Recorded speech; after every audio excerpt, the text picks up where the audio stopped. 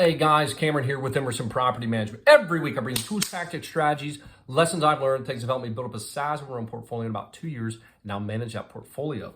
Today I want to talk about inflation. At the time of this recording, this is July. I've heard a lot about inflation. You guys probably have the CPI, the Consumer Price Index, is up 5% compared to 2020. You know, is it short term? Is it long term? Is the Fed going to raise rates or not? So I just wanted to explain some inflation, basic inflation principles to you in this video. And I just want to show you, I'm not going to go back to, if you had a dollar in 1900. I'm just going to go back from the year 2000 to 2020. I don't have all the 2021 data, but I can tell you based on these calculators, and I'll put everything in the notes below, but these calculators, what the worth is of things that you have now versus 2000. We're going to go through a salary, we're going to go through cash, and then we're going to go through just a basic investment. So this is what I'm going to do. Year 2000, $50,000 a year salary. What is that in 2020? 10,000 in cash. What is that worth in 2020? And then 10,000 invested. I'm just going to use the 10% S&P 500. Just assume it's in the S&P 500. So I'm using 3 different calculators just so it's real simple and easy. And like I said, I'll put those in the notes for you below. So $50,000 a year salary in 2000. How much do you think you would have to make in 2020? How much do you think you'd have to make in 2020 to have the same buying power? Meaning the goods that bought, the amount of goods purchased for 50,000 in 2000, and the amount of goods bought with your money in 2020 would be the exact same. You would need to make $75,000 a year in 2020 if you made $50,000 to have the same purchasing power as $50,000 in the year 2000. Now, some of this gets convoluted. People are like, well, what does that really mean? What do you mean?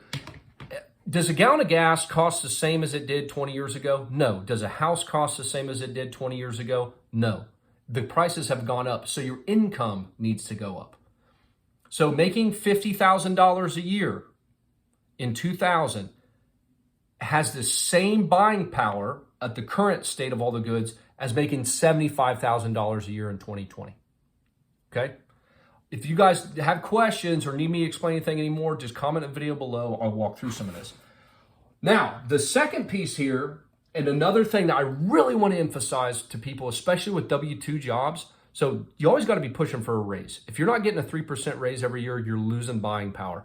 Goods are inflating at more than your income. It's not keeping up. So goods, houses, anything, food, gas is all going up and your income's not increasing. So you're actually in real dollars, you're losing money. Here's the second point I want to make.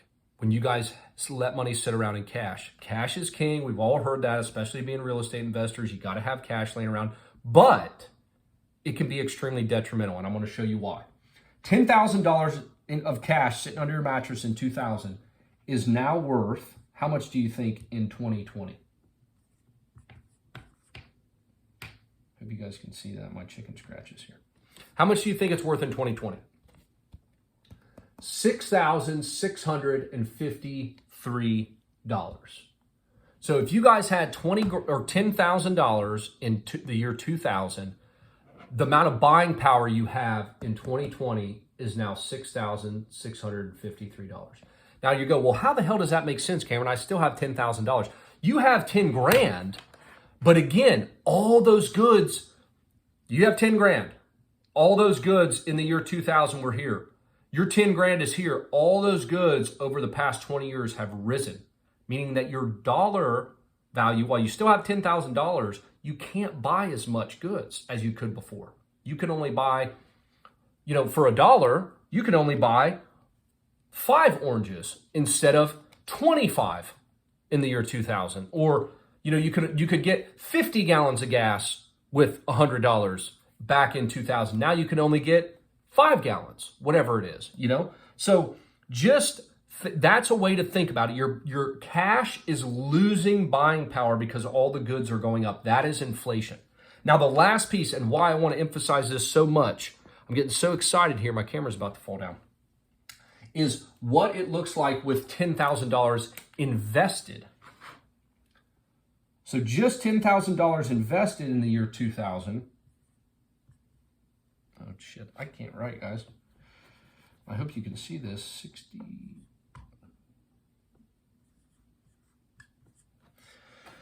What do you guys think $10,000 invested in the year 2000 would be in the year 2020?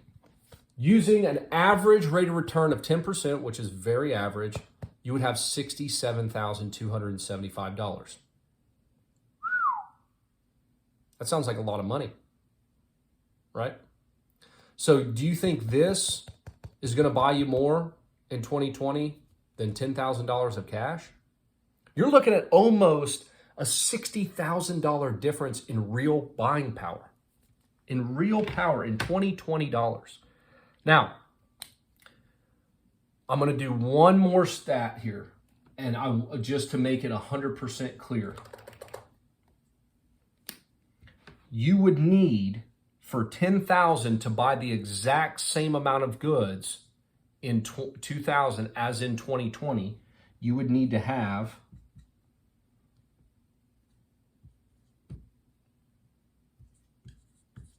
I hope you guys can see that. $15,030. So let me walk through these again. $50,000 a year in a salary in 2000. You now need to make $75,000 a year just to have the same buying power, to buy the same amount of stuff. $10,000 of cash in 2020 is now worth, in real buying power, $6,653. That same $10,000 in cash, just keeping up with inflation, you would have to have $15,030 to have the same buying power in 2000 as you do in 2020. Okay? So you would need 15,000. That's the same. That would be the same buying power. Just similar up here. $10,000 invested in 2000 gets you $67,275. That's not touching another penny. That's kind of crazy, isn't it?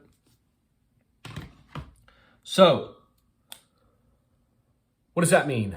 Guys, when you hear stats around inflation, we think, I don't know, I don't understand what that means. What that means is that if you don't own hard assets like real estate specifically, but art, all that other stuff that I don't get into, cars, all that.